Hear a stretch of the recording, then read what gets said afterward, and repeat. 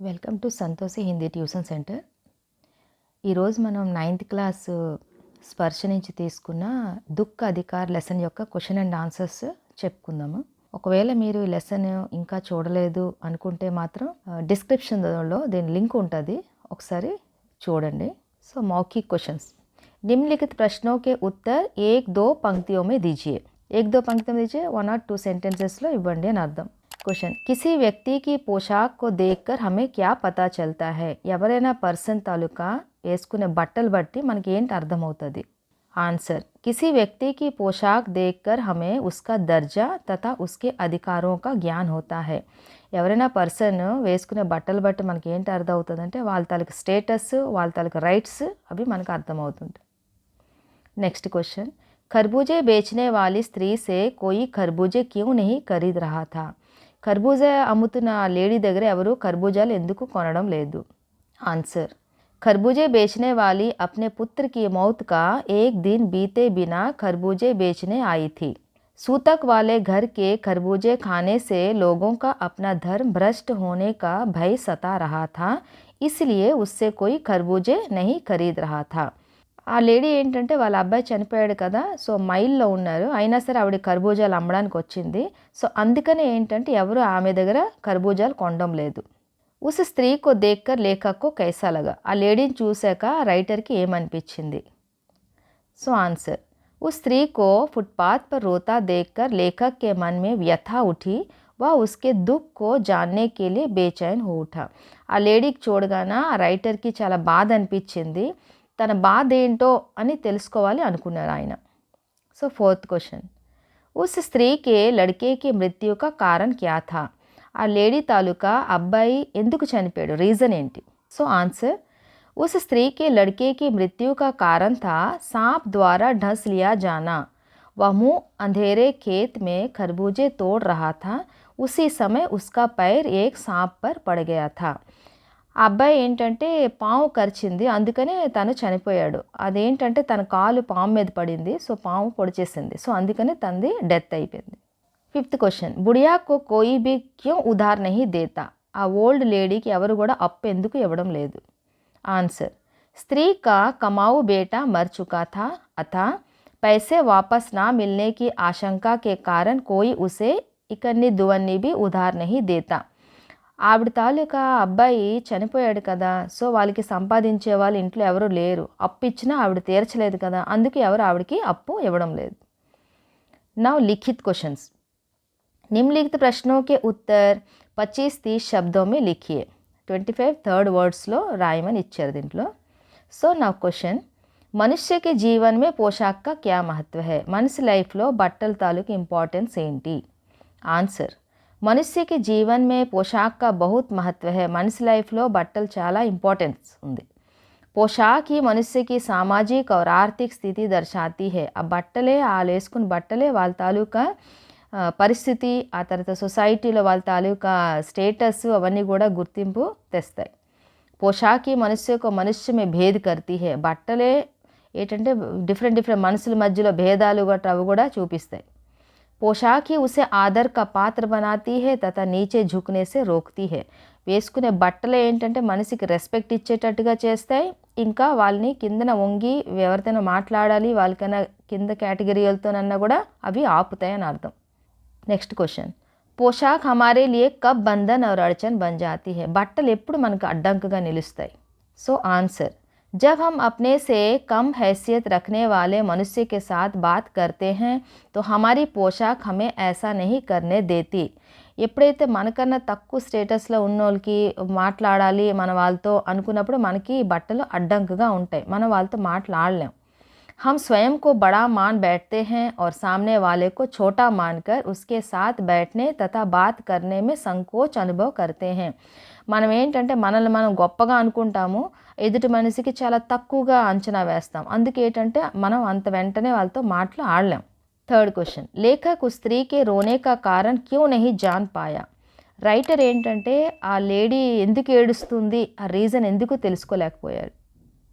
Answer, लेखक उस स्त्री के रोने का कारण इसलिए नहीं जान पाया क्योंकि रोती हुई स्त्री को देखकर लेखक के मन में एक व्यथा उठी, पर अपनी अच्छी और उच्च कोटि की पोशाक के कारण ఫుట్పాత్ పర్ నహీ బైఠ్ సక్తా థా.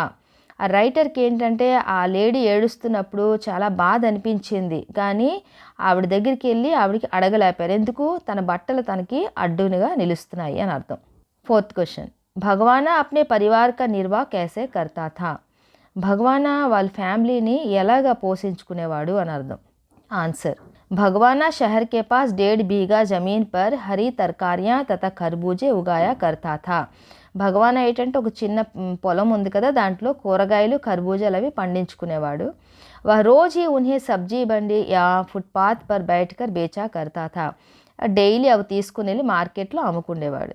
इस प्रकार वह कचियारी करके अपने परिवार का निर्वाह करता था. ఈ విధంగా తను తన ఫ్యామిలీని పోషించుకునేవాడు. ఫిఫ్త్ క్వశ్చన్, लड़के की मृत्यु के दूसरे ही दिन बुढ़िया खरबूजे बेचने क्यों चल पड़ी. వాళ్ళ అబ్బాయి చనిపోయిన నెక్స్ట్ డే ఆ ఓల్డ్ లేడీ ఎందుకు ఖర్బూజాలు అమ్మడానికి వెళ్ళింది. ఆన్సర్, लड़के की मृत्यु के दिन ही खरबूजे बेचने जाना बुढ़िया की घोर विवशता थी.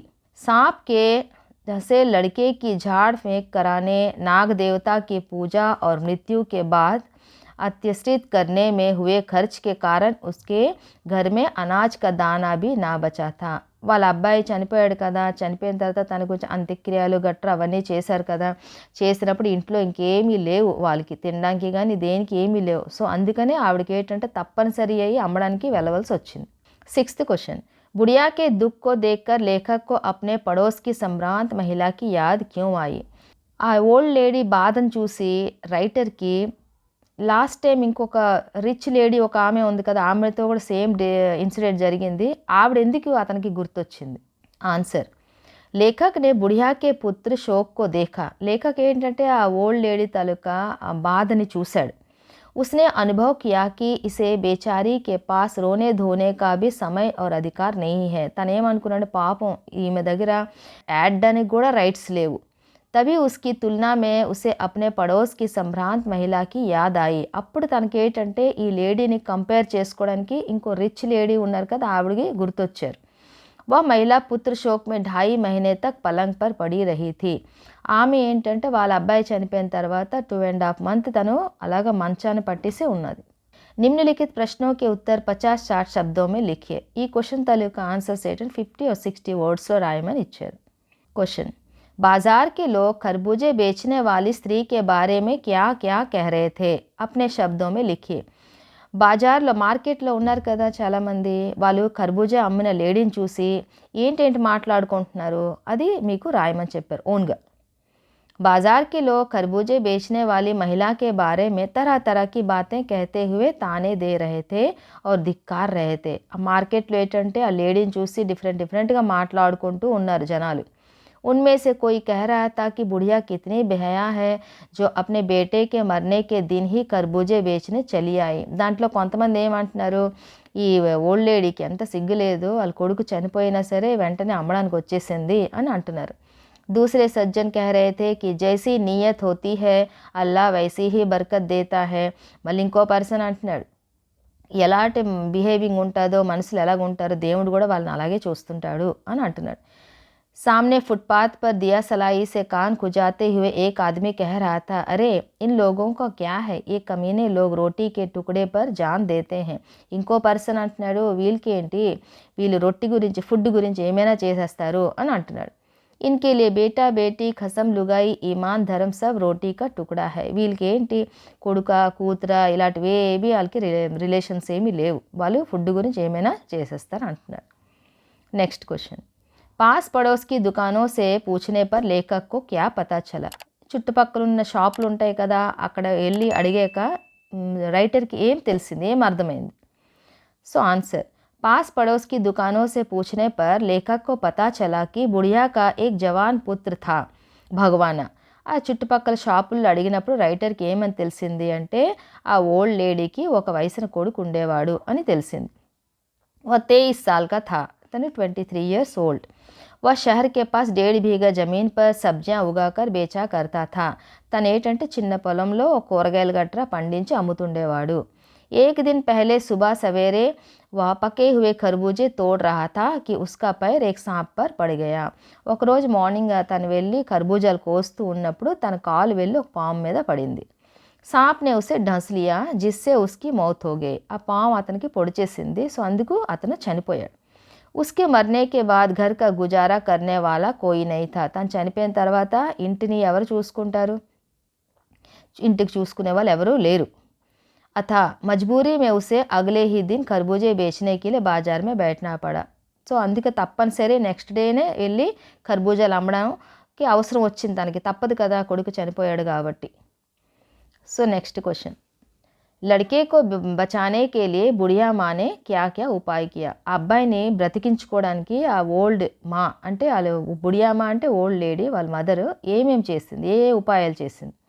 लड़के को बचाने के लिए बुढ़िया ने वह सब उपाय किए जो उसकी సామర్థ్యం में थे. తను అన్ని రకాల ఉపాయాలు చేసింది. ఏవేవి తను చేయగలదో అన్ని రకాలుగా చేసింది. सांप का विष उतारने के लिए झाड़ फूंक करने वाले ओझा को बुला लाई और ओझा ने झाड़ फूंक की. అంటే ఏంటి, మంత్రించి అతనికి తెచ్చింది, అతను మంత్రించింది, ఇవన్నీ చేయించింది. नाग देवता की पूजा की गई और घर का आटा और अनाज दान दक्षिणा के रूप में दे दिया गया. ఆ నాగదేవత పూజ చేయించింది, దానికి దాన దక్షిణ ఇవ్వడానికి ఇంట్లో ఉన్న ఏవైనా తినే వస్తువులు ఉన్నాయి అవన్నీ కూడా అయిపోయాయి. उसने अपने बेटे के पैर पकड़कर विलाप किया पर विष के प्रभाव से शरीर काला पड़ गया और वह मृत्यु को प्राप्त कर गया. అలా అబ్బాయి కాలు పట్టుకుని అలా ఏడుస్తూనే ఉంది, కానీ పాము కరిచింది కదా, తో విషంతోని మొత్తం బాడీ అంతా నిండిపోయింది, ఆ అబ్బాయి చనిపోయాడు. నెక్స్ట్ క్వశ్చన్, లేఖక్ నే బుढ़िया के दुख का अंदाजा कैसे लगाया. రైటరు ఆ ఓల్డ్ లేడీ తాలూకా బాధని ఎలాగ తెలుసుకున్నాడు, ఎలాగ కంపేర్ చేసుకున్నాడు, ఎలాగ అర్థం చేసుకున్నాడు. लेखक ने बुढ़िया के दुख का अंदाज़ा लगाने के लिए अपने पड़ोस में रहने वाली एक संभ्रांत महिला को याद किया. తను ఈ ఓల్డ్ లేడీ తనకు బాధని తెలుసుకోవడానికి లాస్ట్ ఇయర్ వాళ్ళ ఇంటి దగ్గర ఇంకో లేడీ ఉన్నారు కదా, కొంచెం రిచ్, ఆ లేడీని గుర్తు చేసుకున్నారు అనమాట. उस महिला का पुत्र पिछले वर्ष चल बसा था. ఆవిడ తాలూకా కొడుకు కూడా లాస్ట్ ఇయర్ చనిపోయాడు. तब वह महिला 2.5 मास तक पलंग पर पड़ी रही थी. అప్పుడు ఏంటంటే 2.5 మంత్ వరకు అలాగా మంచం పట్టేసింది ఆమె. उसे अपने पुत्र की याद में मूर्छा आ जाती थी. తను ఏంటంటే వాళ్ళ కొడుకుని గుర్తు తెచ్చుకుంటూ తనకి ఫిట్స్ కూడా వచ్చేస్తుంది. वह हर 15 मिनट बाद मूर्छित हो जाती थी. ప్రతి 15 నిమిషాలకి పావు గంటకి తను ఫిట్స్తో పడిపోతూ ఉన్నది. 2 डॉक्टर हमेशा उसके सिरहाने बैठे रहा करते थे. 2 డాక్టర్లు ఉన్నారు ఆమెను చూసుకోవడానికి. उसके माथे पर हमेशा बर्फ़ की पट्टी रखी जाती थी. తలపైన తడిగుడ్డ పెడుతున్నారు. पुत्र शोक मनाने के सिवाय उसे कोई होश हवास नहीं था, ना ही कोई जिम्मेदारी थी. అంటే తన బాధలో ఉన్నది వాళ్ళ కొడుకు చనిపోయాడని, బట్ ఇంక వేరే పనులు ఇంక వేరే రెస్పాన్సిబిలిటీస్ ఏమీ తనకి లేవు. उस महिला के दुख की तुलना करते हुए उसे अंदाज़ा हुआ कि इस गरीब बुढ़िया का दुख भी कितना बड़ा होगा. ఆ లేడీ తాలూకా బాధని గుర్తు తెచ్చుకుంటూ తన బాధని ఈ ఓల్డ్ లేడీ ఈ పేదవాళ్ళ తాలూకా బాధతో కంపేర్ చేసుకుని అప్పుడు అనుకుంటున్నాడు అనమాట, ఈవిడిది కూడా బాధే కదా అని. నెక్స్ట్ క్వశ్చన్, इस पाठ का शीर्षक दुख का अधिकार कहाँ तक सार्थक है स्पष्ट कीजिए. ఈ లెసన్ పేరు దుఃఖ అధికార్ అని ఎందుకు వచ్చింది, అది ఎంతవరకు కరెక్టో అడిగారు. दुख का अधिकार कहानी को पढ़कर ऐसा लगता है कि संभ्रांत व्यक्तियों का दुख ज़्यादा भारी होता है. ఈ లెసన్ ఏంటంటే దుఃఖ అధికార్ లెసన్ చదివాక ఏం అర్థం అవుతుందంటే డబ్బుగోళ్ళ తనకి బాధ ఎక్కువ అన్నట్టుగా. उन्हें दुख व्यक्त करने का अधिकार है. వాళ్ళు ఏంటంటే బాధని వ్యక్తం చేసుకునే రైట్స్ ఉన్నాయి. उनके दुख को देखकर आसपास के लोग भी दुखी ही नहीं होते हैं बल्कि उनके प्रति सहानुभूति दर्शाते हैं. వాళ్ళ బాధను చూసి చుట్టుపక్కల పర్సన్స్ కూడా బాధపడిపోతూ ఉంటారు. ठीक उसी प्रकार के दुख से जब कोई गरीब दुखी होता है तो लोग उसका उपहास ही नहीं उड़ाते हैं बल्कि उससे घृणा भी प्रकट करते हैं. అదే బాధ ఒకరు పేదవాళ్ళకు ఉంటే వాళ్ళు ఏంటంటే పేదవాళ్ళకి కమ్మ కడుతూ ఉంటారు, ఇంకా అసహించుకుంటారు. वे तरह की बातें बनाकर उस पर कटाक्ष करते हैं मानो गरीब को दुख मनाने का कोई अधिकार ही नहीं है. వారు రకరకాల మాటలు సూటిపోటి మాటలు ఆడుతూ ఉంటారు. అంటే ఏంటి, పేదవాళ్ళకి బాధపడే రైట్స్ లేవు సుమా అన్నట్టుగా. इस पाठ की पूरी कहानी इसी दुख के आसपास घूमती है अतः यह शीर्षक पूर्णतया सार्थक है. ఈ లెసన్ అంతా కూడా ఏంటంటే స్టోరీ అంతా ఈ దుఃఖం గురించి వీటి గురించే ఉన్నది కాబట్టి సో ఈ లెసన్ తాలూకా ఈ శీర్షక్ ఏంటంటే కరెక్ట్ పర్ఫెక్ట్ అని అర్థం. నిమ్లిఖిత్ కే ఆశయ స్పష్ట కీజియే. फर्स्ट वन, जैसे वायु की लहरें कटी हुई पतंग को सहसा भूमि पर नहीं गिर जाने देती, उसी तरह खास परिस्थितियों में हमारी पोशाक हमें झुक सकने से रोके रहती है. ఏ విధంగా అయితే కైట్ తెగిపోతే గాలి ఏంటంటే వెంటనే భూమి మీదుగా పడనీయకుండా మధ్యలోనే ఆపుతుంటుంది కదా, అదే ప్రకారంగా ఏంటంటే మన బట్టలు కూడా ఒక్కోసారి మనకి కింద వంగనీయకుండా కొంచెం తగ్గనీయకుండా అవి కూడా మనకి ఆపుతుంటాయి. సో దీని ఆశయ స్పష్ट कीजिए అని ఇచ్చారు. సో ఆన్సర్ ఏమవుతుందంటే, लेखक कहना चाहता है कि हमारी पोशाक और हमारी हैसियत हमें नीचे गिरने और झुकने से रोकती है. మనం వేసుకునే బట్టలు ఏంటంటే మనకి కింద తగ్గకుండా కిందకి వంగకుండా అవి మనల్ని ఆపుతాయి అని అర్థం. जिस प्रकार हवा की लहरें पतंग को एकदम सीधे नीचे नहीं गिरने देती बल्कि धीरे धीरे गिरने की इजाज़त देती है, ठीक उसी प्रकार हमारी पोशाक हमें अपने से नीचे हैसियत वालों से एकदम मिलने जुलने नहीं देती, हमें उनसे मिलने में संकोच होता है. ఏ విధంగా అయితే గాలిపటం తెగిపోయినా సరే వెంటనే కిందన పడదు, ఆ గాలి దానికి మధ్యలోనే ఆపుతూ ఉంటుంది, నెమ్మదిగా కింద పడుతుంది. అదేవిధంగా మనం కూడా ఏంటంటే మనకన్నా ఒక లో కేటగిరీలో ఉన్న వాళ్ళతో ఒకవేళ మనం కలుద్దామన్నా చేద్దామన్నా మన బట్టలు మనకి అడ్డుగా వస్తాయి అని అర్థం. నెక్స్ట్ క్వశ్చన్, इनके लिए बेटा बेटी खसम लुगाई धर्म ईमान सब रोटी का टुकड़ा है. सो దీని ఆన్సర్, आशय यह है कि भूखा आदमी कौन सा पाप नहीं करता है, अर्थात वह हर पाप करने को तैयार रहता है. అంటే ఏంటంటే ఆకలితో ఉన్న పర్సన్ ఎలాంటి తప్పైనా చేస్తాడు. जिस विवश और लाचार व्यक्ति के पास घर में खाने के लिए एक दाना भी ना हो, वह अपने सारे कर्म रोटी के इंतजाम के लिए करेगा. ఎవరింట్లో అయితే తినడానికి ఒక్క మెతుకు కూడా లేదు, ఒక్క దానా ఒక గింజ కూడా లేదు అంటే వాళ్ళు ఏం చేస్తారు, ఆ ఫుడ్ గురించి ఏదైనా ఎలాగ ఫుడ్ గ్యాదర్ చేసుకోవాలా అనుకో ఆ ఆలోచనలో ఉంటారు కదా. रोटी पा लेना ही उसकी प्राथमिकता होगी. इस प्राथमिकता के लिए वह हर तरह के कर्म करने को तैयार रहता है. అంటే ఫుడ్ కావాలి, ఫుడ్ మనం సంపాదించుకోవాలి, ఫుడ్ తెచ్చుకోవాలి, ఆ ఒక్క ఆలోచన వాళ్ళకు ఉంటుంది. సో దాని గురించి వాళ్ళు ఏమైనా చేయడానికి రెడీ. నెక్స్ట్ క్వశ్చన్, शोक करने गम मनाने के लिए भी साहुलियत चाहिए और दुखी होने का भी एक अधिकार होता है. దీని ఆన్సర్, लेखक संभ्रांत महिला और गरीब बुढ़िया दोनों के दुख मनाने के ढंग को देखकर सोचता है. दुख प्रकट करने के लिए और मृत्यु का शोक प्रकट करने के लिए भी मनुष्य को सुविधा होनी चाहिए. లేఖక్ ఏంటంటే ఒక రిచ్ లేడీ ఇంకొక పూర్ లేడీ ఇద్దరు గురించి కూడా ఆలోచించి కంపేర్ చేసుకుంటూ చెప్తున్నాడు. ఏమని అంటే, బాధపడాలన్నా చేయాలన్నా అదేంటంటే ఆ కన్వీనియంట్ అవసరం ఉంటుంది, ఆ రైట్స్ అవసరం ఉంటుంది. उसके पास इतना धन साधन और समय होना चाहिए कि दुख के दोनों दिनों में उसका काम चल जाए. వాళ్ళ దగ్గర ఏంటంటే ఇంత మనీ గట్రా కన్వీనియంట్ అంతా ఉండాలి, అప్పుడే వాళ్ళ బాధలో ఏంటంటే అది వాళ్ళకి ఆ రోజులు గడిచిపోతాయి, వాళ్ళు బయటికి వెళ్ళకపోయినా గడిచిపోతాయి. डॉक्टर उसकी सेवा कर सके అండ్ డాక్టర్స్ వాళ్ళకి చూస్తారు, ట్రీట్మెంట్ చేస్తారు. ఉస్ పర్ ఘర్ కే బచ్చోं के भरण पोषण की जिम्मेदारी ना हो, వాళ్ళపైన ఏంటంటే ఇంట్లో ఉన్న పిల్లల తాలూకా రెస్పాన్సిబిలిటీస్ కూడా ఉండకూడదు. आशय यह है कि गरीब लोग मजबूरी के कारण ठीक से शोक भी नहीं मना पाते हैं. అంటే దీని అర్థం ఏంటంటే పేదవాళ్ళు బాధలో ఏంటంటే తప్పనిసరి వాళ్ళు ఏంటంటే బాధను కూడా కరెక్ట్గా వ్యక్తం చేయలేరు అని అర్థం. उनकी मजबूरियाँ उन्हें परिश्रम करने के लिए बाध्य कर देती है. వాళ్ళ తాలూకా బాధ్యతలు ఉంటాయి కదా, తప్పనిసరి అయినప్పుడు వాళ్ళు ఏంటంటే వెళ్ళి పని చేసుకోవాల్సి ఉంటుంది, తప్పదు వాళ్ళకి. निम्नलिखित शब्दों के पर्याय लिखिए.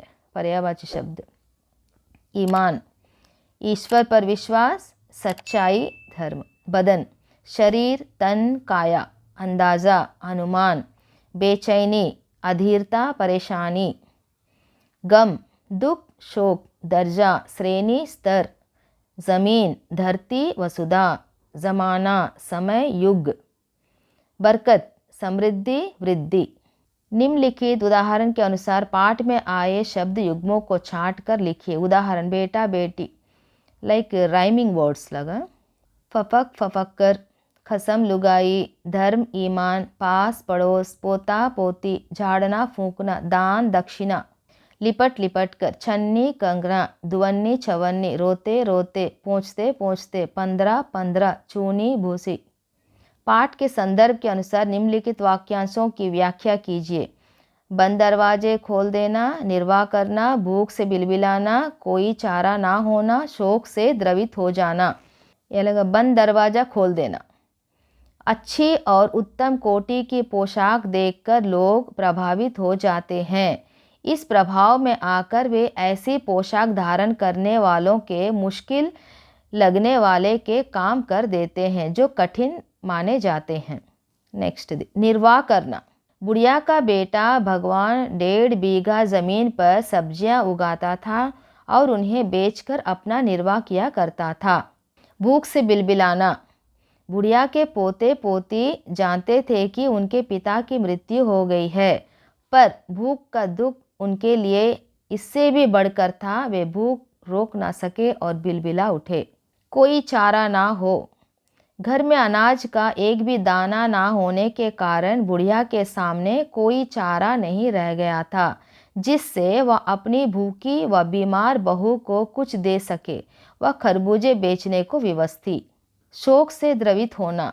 संवेदनशील व्यक्ति दूसरों को दुखी देखकर प्रसन्न नहीं हो सकता। वह दुखी व्यक्ति के दुख के प्रति सहानुभूति प्रकट करते हुए शोक से द्रवित हो जाता है। निम्नलिखित शब्द युग्मों और शब्द समूहों का अपने वाक्यों में प्रयोग कीजिए। ఇక్కడ ఇచ్చిన వర్డ్స్ తోని ఓన్ సెంటెన్సెస్ చెప్పారు రాయమన్నారు. సో छन्नी कंकना. पुराने ज़माने में गरीब स्त्रियां ही छन्नी कंकना पहनती थी। नेक्स्ट अढ़ाई मास. मक्के की यह प्रजाति अढ़ाई मास में तैयार हो जाती है। पास पड़ोस. व्यक्ति पर उसके पास पड़ोस का असर अवश्य पड़ता है। दुवन्नी चवन्नी. कभी दुवन्नी चवन्नी भी अपनी कीमत रखते थे पर आज वे चलन में नहीं है। मुँह अंधेरे. किसान मुँह अंधेरे खेत में चले जाते हैं। झाड़ना फूंकना. ओझा का झाड़ना फूंकना भी भगवान के काम ना आया। फफक फफक कर. मेले में माँ बाप से बिछड़ा बच्चा फफक फफक कर रो रहा था। तड़प तड़प कर. अंग्रेजी राज्य में कैदियों को तड़प तड़प कर मरना पड़ता था। बिलक बिलक कर. बेटे के मरने की बात सुनकर माँ बिलक बिलक कर रोने लगी। लिपट लिपट कर. भगवाना की पत्नी और बच्चे उससे लिपट लिपट कर रो रहे थे। Next question. निम्नलिखित वाक्य संरचनाओं को ध्यान से पढ़िए और इस प्रकार के कुछ और वाक्य बनाइए. కొన్ని సెంటెన్సెస్ ఇచ్చారు, ఇలాంటివి ఇంకా కొన్ని రాయండి అని చెప్పారు. First one. लड़के सुबह उठते ही भूख से बिलबिलाने लगे. उसके लिए तो बजाज की दुकान से कपड़ा लाना ही होगा, चाहे उसके लिए माँ के हाथों के छन्नी कंकना ही क्यों ना बिक जाए. अरे जैसी नीयत होती है अल्लाह भी वैसे ही बरकत देता है. भगवाना जो एक दफ़े चुप हुआ तो फिर ना बोला. అలాంటివి కొన్ని సెంటెన్సెస్ ఇక్కడ ఆన్సర్లో ఇచ్చారు. सुबह उठते ही किसान खेत की ओर चल पड़े. इस सप्ताह तक बच्चे की फीस जमा करानी ही होगी, चाहे पढ़ाई के लिए खेती बाड़ी ही क्यों ना बेचना पड़े. अरे जैसा परिश्रम करोगे वैसे ही ग्रेड लाओगे. जयंत को जो एक बार नशे की लत लगी तो फिर आजीवन ना छूटी.